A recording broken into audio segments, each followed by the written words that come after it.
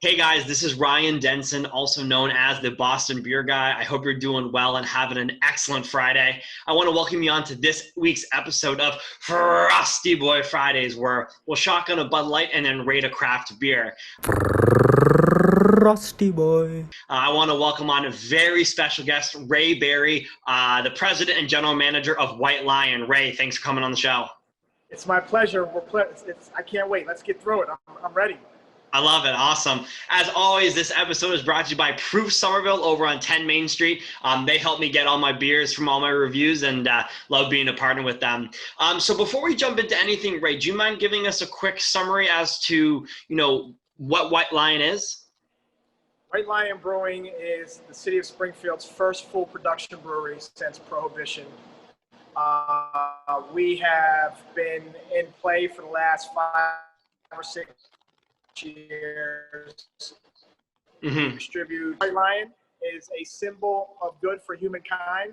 It's an extension beyond race, color, creed, or gender. So it doesn't matter who you are, where you come from. At the end of the day, it's about sharing in a common experience. Love it. Great message. Great to have a great brewery out in Springfield now, and very excited. So today we're going to do something a little bit different. We have a twofer for you, a two review. We will be rating the Endangered IPA, Hazy and Aromatic, as well as at the end of the show, we will do quickly Fight the Sour, their collaboration as well with Grist House. So before we jump into that, let's shotgun a beer. Now, let me just warn you, I'm not an expert. Okay, My neither am I. friends always joke at me that I get messy, but it's all good. It's okay. You're in a brewery, so you can just clean it up after, right? Oh, there we go. That was perfect. Probably the best one I've had so far. Awesome. Cheers. Cheers, brother.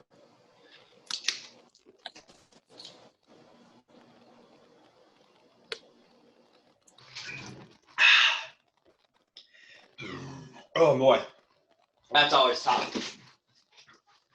That is always tough. Awesome. So we'll jump into this. Oh, Ray, you there?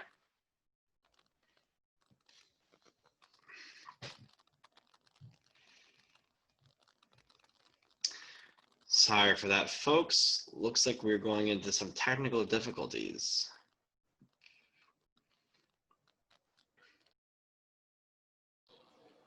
Hey, you still? I got you back. Okay, I got you now. Awesome. We're still recording. I hope this all works, and it should be good. But there was a quick snafu. So for everyone watching, hopefully this worked. But regardless, it doesn't matter. We had a great shotgun, and it was great. Awesome. So let's get into this beer.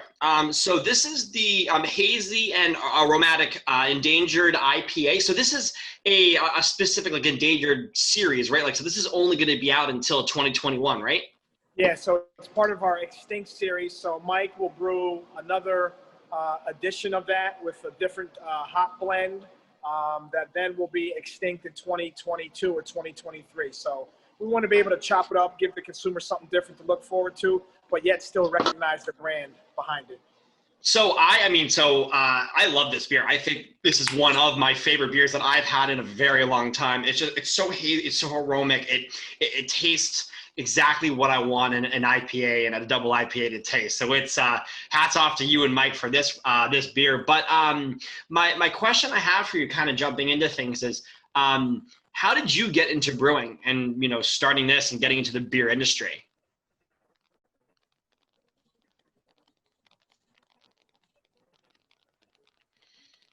Ray, you still there? Oh. So You're good. You're good. Okay.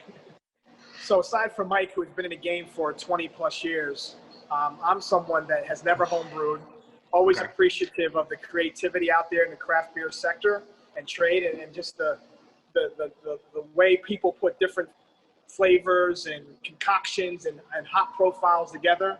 And the city of Springfield, being the third largest city in the Commonwealth, did not have any craft beer conversation going on whatsoever, despite all of the outgoing activity in the greater Western Mass area.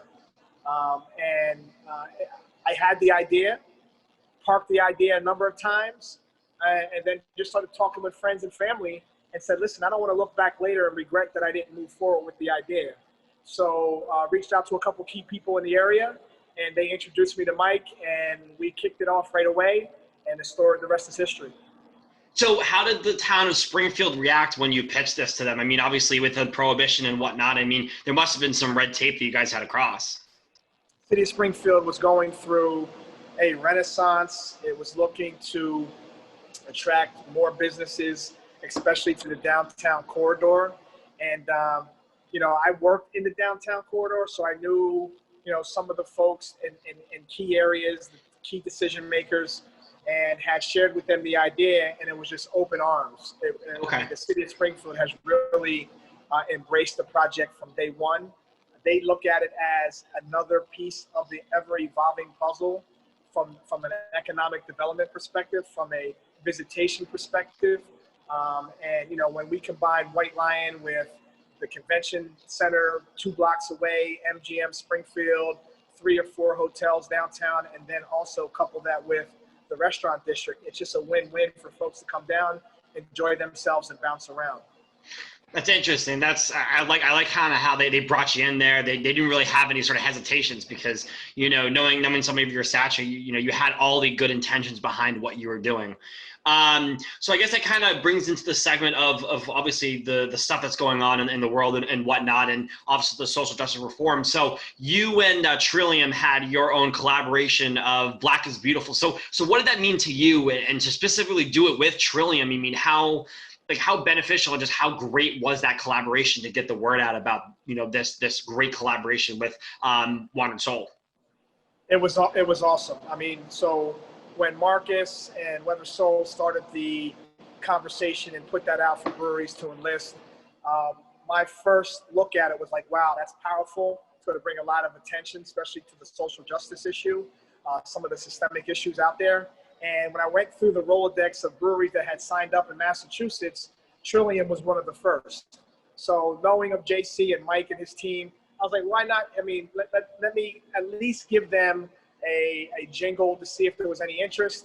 And they immediately blessed it and said, let's do it.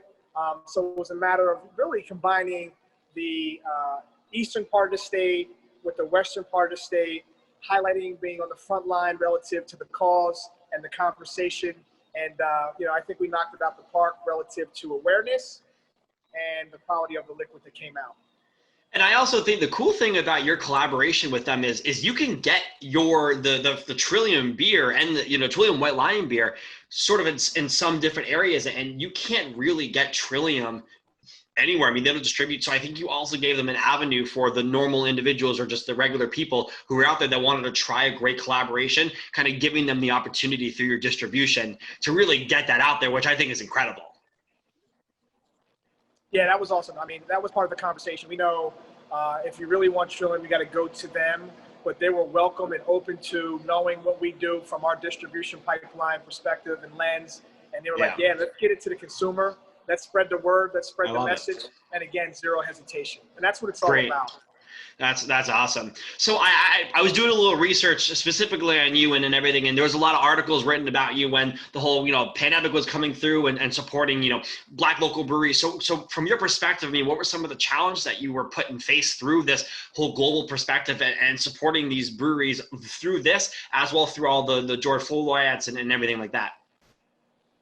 Yeah. So as you stated, we're one of 6 Black-owned breweries in the Commonwealth, one of 60 or 70 in the United States.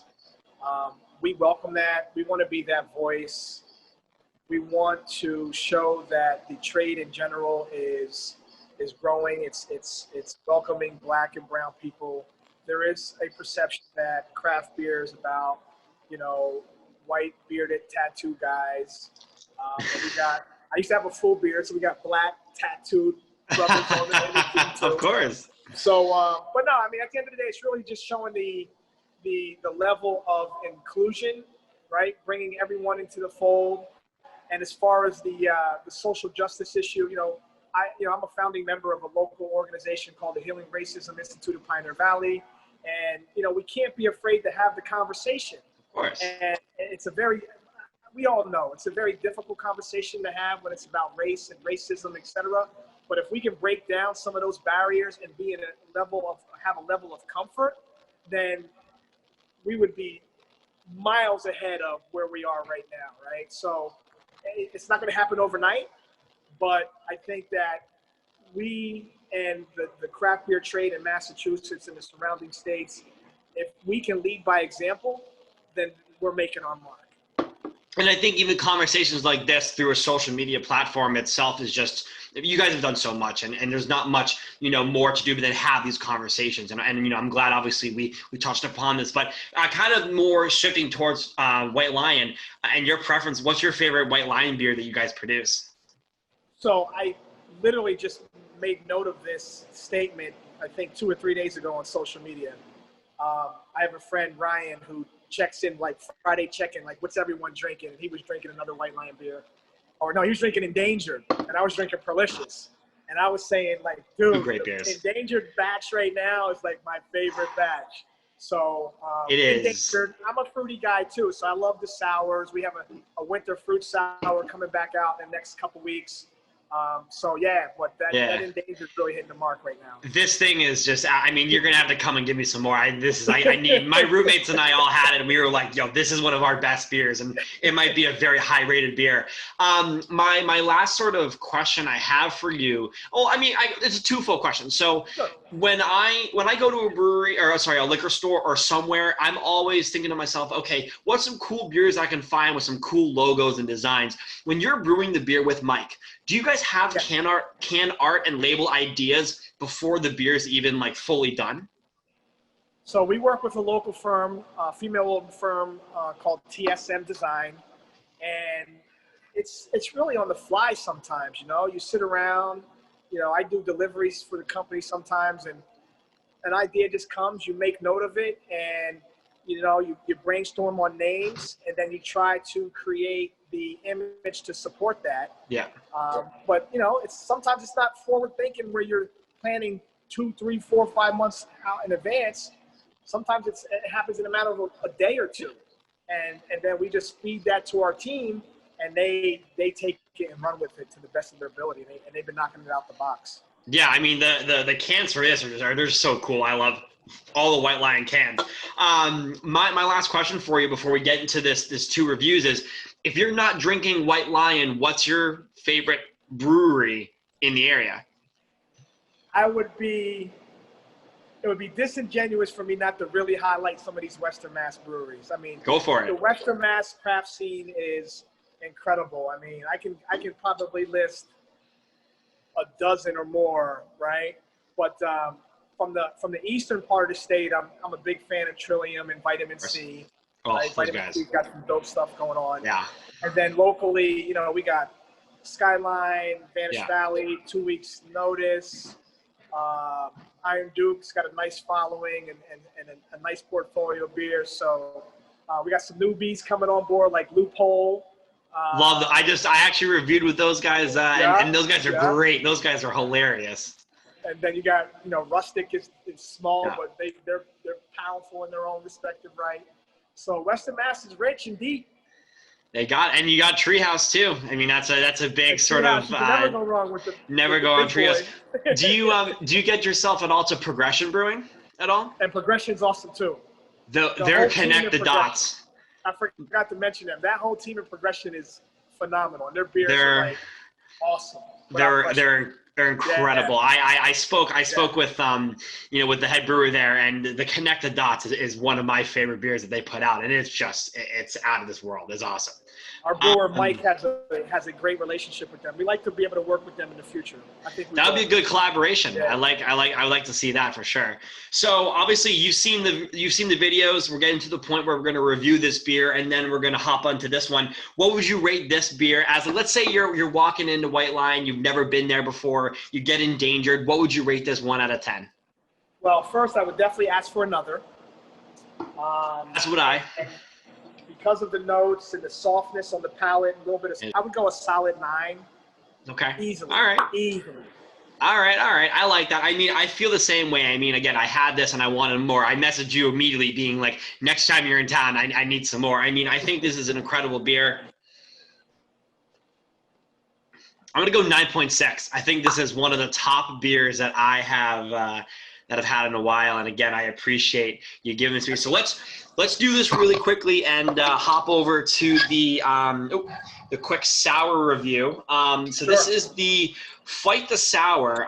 It is a collaboration with Grist House craft brew beers. I'm a big sour guy. I love sours.